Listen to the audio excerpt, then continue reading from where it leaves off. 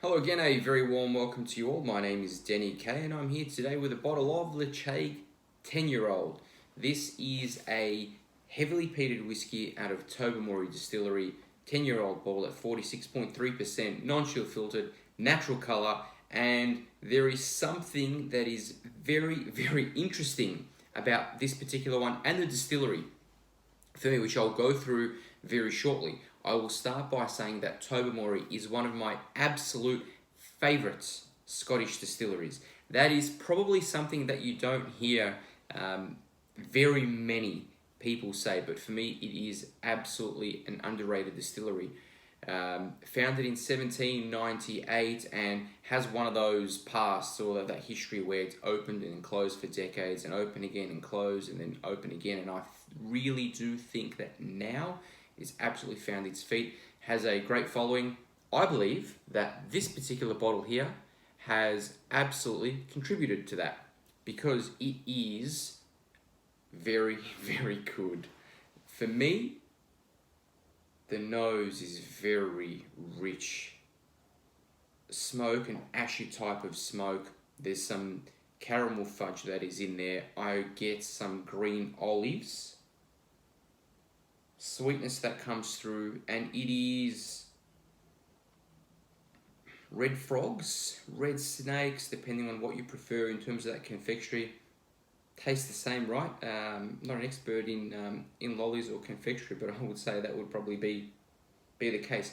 Is absolutely there. Also, a little bit of saltiness that comes through, and some citrus fruit.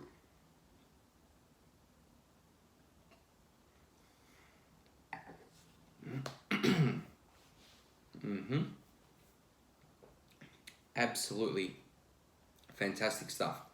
As I mentioned, dry ashy smoke that comes through. There is some dark stone fruits. I mentioned the citrus earlier. Lemon, some lemon drops, pretzel, and there's all some brine. I would say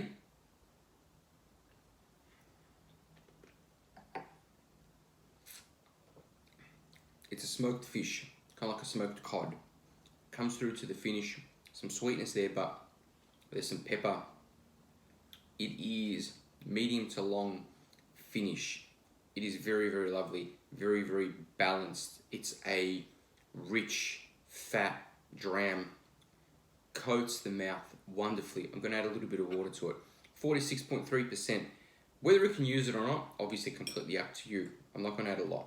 I will add, we will call that half a teaspoon. In it goes. I gave this a little bit of time in the glass earlier on, and the thing that I was going to say that I find very interesting is, I say some brine, some smoked fish, etc.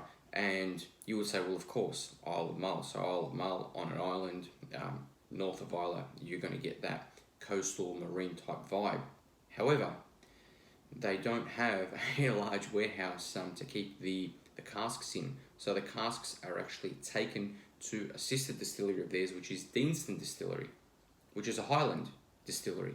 So to be able to say, well, of course, those notes are going to be coming from the location, not necessarily the case, but they're in the glass, and I've added some water. Sweeter, creamier. There's some vanilla cream that's there. A very faint hit of green olive on the nose as well.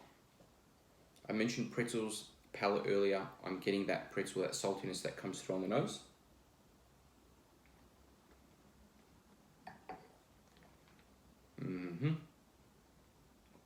It's definitely sweeter now that I've added some water. It wasn't a lot of water.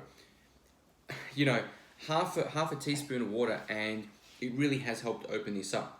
Vanilla cream, I mentioned those confectionery notes earlier. Some dark stone fruit.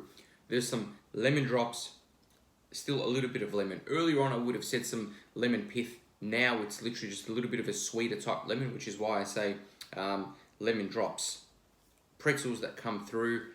In terms of the finish, it's not as peppery as it was before. It's still there. It lingers. It is absolutely fantastic. This for me is an 8 out of 10 all day long.